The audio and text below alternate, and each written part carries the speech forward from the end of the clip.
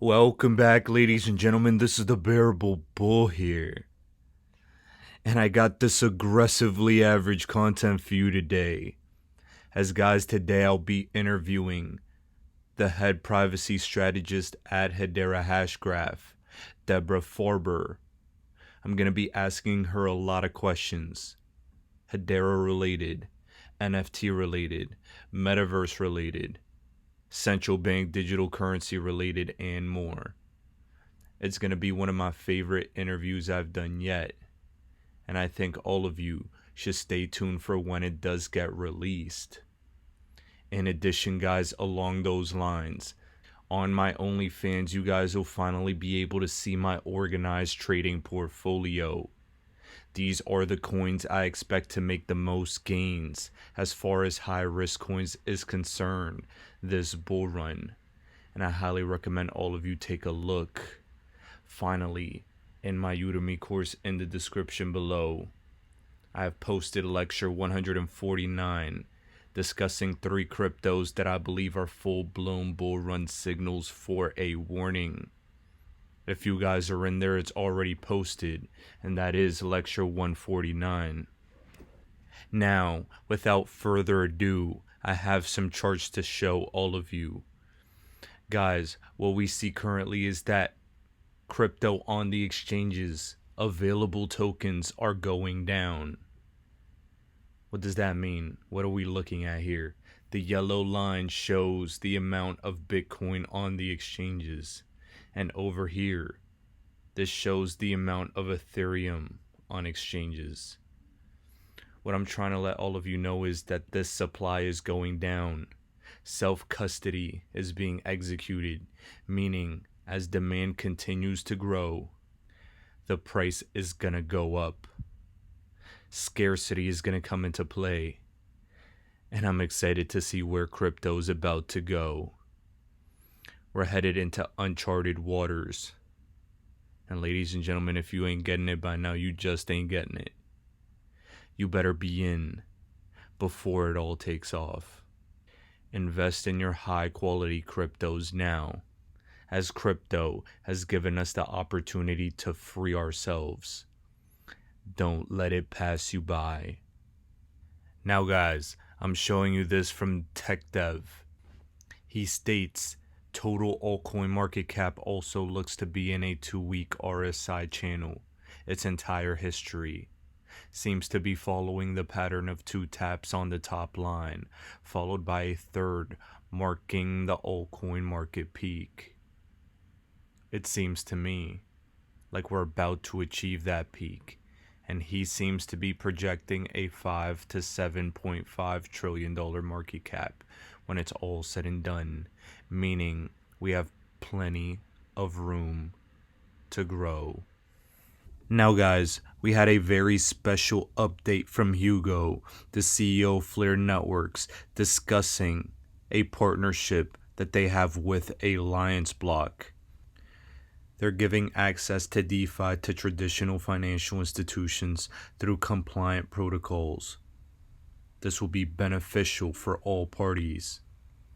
AllianceBlock are executing with no mercy, and they're excited to welcome AllianceBlock to the Flare and Songbird ecosystem. Ladies and gentlemen, this coin is currently ranked over 300 on CoinMarketCap, and I believe AllianceBlock is the most underrated crypto on the planet. The most undervalued as far as price goes as well. Hugo is over here telling you about the integral role that AllianceBlock will play, and I took a brief 2-minute clip from Thinking Crypto's interview with Hugo, discussing what I believe AllianceBlock's role will be with the Flare network. Please take a listen. Well, you've got these huge communities and this massive amount of value that is kind of locked out of the smart contract system today. Some people say, oh, but you can wrap Bitcoin. Well, you can't wrap Bitcoin. You can't do that in a way that is trustless. So you've got the issues with either having to use a registered custodian or a bridge, which actually today, pretty much every bridge model we look at is actually really just an unregistered custodian. So basically, they custody your funds, but they're not registered, and there's no financial protection for that. No regulator is looking after them, and it's basically it's pretty dangerous. So these are cross-chain bridges we're talking about, not things like Plasma or whatever, but cross-chain bridges that people are using to get value from one chain to another. And really the way that Flare does it is it creates what we think is a genuinely, for the first time, a trustless bridge, so a bridge that doesn't have a custodian, a bridge that if the multi-sig wallet behind it bricks, well, there is no multi-sig wallet in the Flare bridge, but ultimately the existing bridges use some form of multi-sig, whether they like to tell you about it or not. And when that multi-sig bricks, ultimately there's no way to recover those funds. So the nice thing that we've done with our trustless bridge is that we've essentially moved the bridge the key components of the bridge to the consensus level. And we then use consensus to essentially manage that bridge. And what that means is that, little bits of it, so each particular person or a set of relationships inside of the bridge, they can brick, they can die, they can go wrong, but the system itself as a whole can carry on. Ladies and gentlemen, what a powerful combination of words. This should give you confidence in your investment. We see here a list of top blockchain companies once they became unicorns. It includes Coinbase, Circle, Dfinity, Kraken, Ripple in 2019, BlockFi, Bitpanda, and I think in the years to come we'll see Flare Networks up here as well. We in the XRP army are so special. We've been through the 4-year price suppression. Not only that, an SEC lawsuit, plenty of pain. The reason we felt plenty of pain is because we are going to feel the most joy. Delayed gratification gets you the most rewards when everything is said and done. Chinese bamboo, baby. Chinese bamboo. We're getting airdrops, Spark, Y-Flare, plenty more. We're getting trust lines. Plenty of trust lines are going to be high quality projects. Others won't be. But it's not a mistake. We're getting all these free coins as a reward for us holding through everything. So when everything's said and done, we not only get the price appreciation of XRP, we not only get the price appreciation of Spark, we not only get the price appreciation of Songbird, we not only get the price appreciation of Y-Flare, we're going to get all the trust lines as well, all the other airdrops as well. And even if you missed the snapshot, that should give you the confidence to know this is a very special ecosystem. Never forget that. Remember what's important. Now guys, I found something very interesting from today. A New York Post article titled "The Saudis and UAE Roll Out a Red Carpet for Crypto as the US Gives It a Cold Shoulder." What I'm very curious about is how Brad Garlinghouse is on here, as well as Mike Novogratz. We know Mike Novogratz is big on Ether, former roommate with Joe Lubin.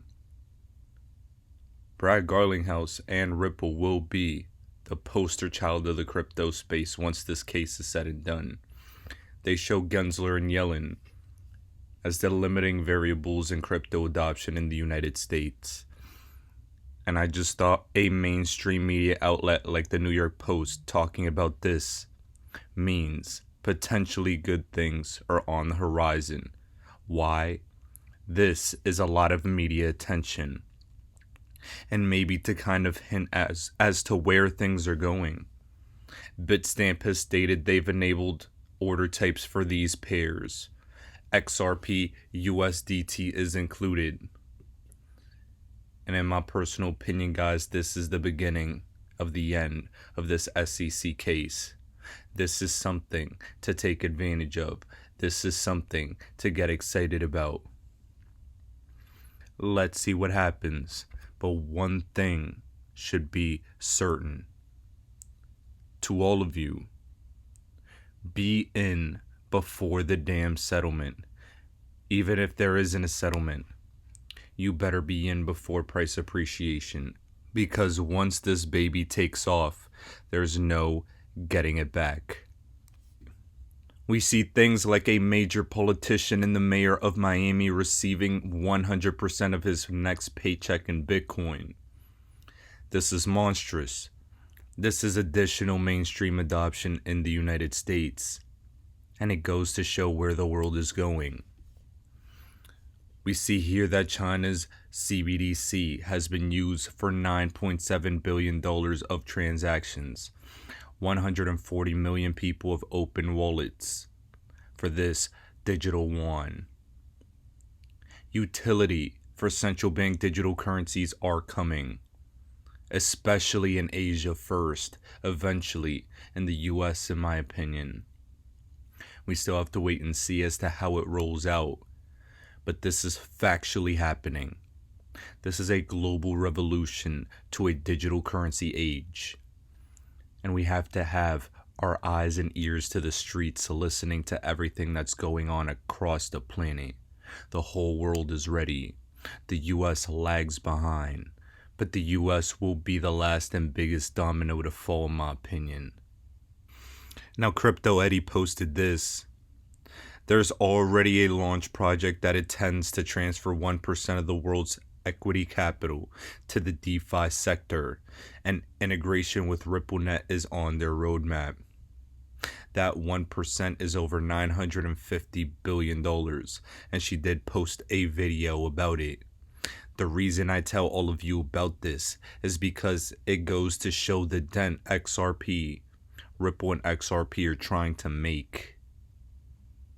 The secret sauce to Ripple's plan will be XRP adoption. That comes with clarity. We're the first crypto company going through the hurdle of the SEC because we will be the first given full-blown clarity for full-blown adoption. Now, do you guys remember that Saudi news I posted a little earlier? Here from XRP Crypto Wolf, we see that Saudi British Bank launched a Ripple-powered USD settlement service for corporate clients. This is why it's so important that other countries and other regions of the world adopt these technologies, because the US will eventually be forced to act and forced to capitulate to what's happening. It's either that or get completely left behind. But in my opinion, the US won't be completely left behind. However, I will say this though. Even Ripple's David Schwartz feels pretty strongly about what's going on, and he made some funny comments at a recent conference he was at. Please take a listen. Overrated or underrated? So I'll say three things, and you go first, David. Bitcoin, overrated or underrated? Underrated. Overrated. Ooh. Ethereum. Overrated. Overrated. Oh. Gary Gensler. I refuse to answer that question on the grounds my answer might tend to incriminate me. I would say underrated. Well, okay. He makes me nervous. Yeah. A good piece of gossip I heard he's aiming to be Treasury Secretary. Would you like that, David? If it would get him out of the SEC, I did not say that. Guys, it feels like David Schwartz. He feels exactly how we all do. Regulators are asking Congress to create new rules for crypto, but Gary lives in a fantasy land where he thinks the rules are clear. Oh, Gary, we're telling you it's not clear, Gary. You see, Gary has stage fright. In critical situations, he drops the ball. Darren Moore Jr., an XRP community member, showed that Gary Gensler used to be at the CFTC. And it was stated that during his time at the CFTC, that organization lost a lot of power. Gary Gensler is brought to regulatory bodies, in my opinion, to make them lose power. The CFTC is weak, And now after this Ripple case, the SEC is going to look very weak and corrupt. I believe it's possible a new body could be created just specifically to handle crypto. It falls outside of the SEC's jurisdiction, in my opinion, for the most part. There are plenty of unregistered security crypto token offerings, and those will in fact be securities. But we need an agency for the potential of other cryptos that are not securities. The CFTC wants everything to be a commodity. SEC wants everything to be a security. But the people want their digital assets to have utility. That's what's going to make us all rich. And regulators asking Congress to create new rules for crypto. I think that's part of it. You see, this may be something that comes over the top. We're in a world where we're desperate when it comes to money. Everything is broke. Everyone is broke. Everything is harder for the average man. And governments will step in with a problem, reaction, solution scenario. We're in the reaction stage, in my opinion, and the event that's going to cause reactions will probably be coming soon. The people will beg for a solution and leave it to Congress to be in power to give a solution. Stuart Alderati, the general counsel at Ripple, stated this shouldn't be a partisan issue, and some in Congress are seeking to take on the mantle.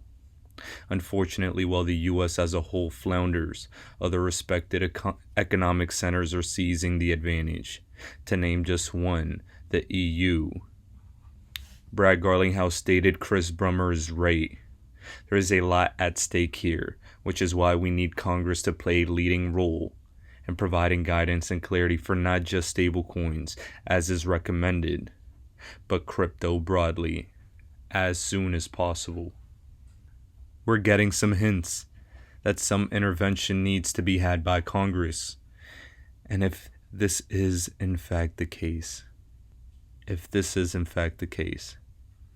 all I'll ask all of you to do is to look at the politics behind all of this in the next few weeks and months to come. I have my eyes and ears glued to the streets, listening and paying attention to everything that's going on, because even if I'm wrong at projecting some events that could happen, I always try to be 5 steps ahead. As we get closer to our special moment, the picture becomes clear. But as of this moment, we're still in the middle of a major hurdle. This isn't just about Ripple. It's about the entire crypto space. NFTs and the metaverse are taking center stage in the crypto space right now. But these NFTs, they're built on top of networks. We're at the point where the networks will make life-changing wealth. The correct networks with low fees and fast speed will make life-changing wealth. And then the NFTs, which are projects built on top of it, will make insane returns. The bubbles will pop. But now is a call for you to be an entrepreneur and a risk taker, because we need to get out of the situation we're in today in the world. Crypto offers the opportunity for the common man to be a venture capitalist. I ask that all of you take that opportunity before they shut retail investors out, because it will happen on the guise of investor protection. Ladies and gentlemen, this is the Bearable Bull here. Thanks for tuning in. As always, I appreciate every single one of you. Now I'll be back tomorrow with another video. I get 24 hours a day just like Bill Gates. I get 24 hours a day just like Beyonce and Jay-Z. You get 24 hours a day, ladies and gentlemen. What do you do with your 24 hours? You need to get more information in our coaching program. All we do is drop content nonstop. And people are like, wow, I didn't know that. Wow, I didn't know that. See, you don't even know what you don't know. How did you let me come from behind and clip you? Do you guys know the studies show the better we look, the more money we make? Which means your website should pass the eyeball test. Your truck should pass the eyeball test. Your people should pass the eyeball test. You should pass the eyeball test. Everybody in this room has a promised land somewhere, but you can't be stuck on the city you like. You gotta hear God and go to your promised land. Your promised land might be Utah. Your promised land might be Minnesota. Your promised land might be Wyoming. Hear me clearly. You better use your money to get information and access, and you better be flexible because a real shark is flexible. Can we stop fronting and get real about this thing? And if I can do it, you can do it. I knew nothing about life. I knew nothing about business, but I had the right mindset, and I learned it through sports. And y'all got to hear my story so you understand.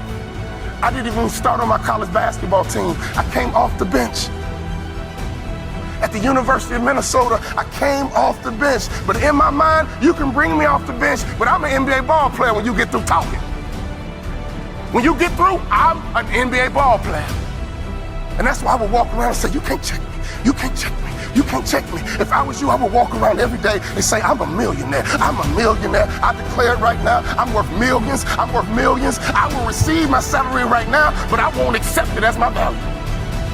So whatever you receive right now, receive it, but don't you accept it as your value. Because there's more out here for you if you change your mindset.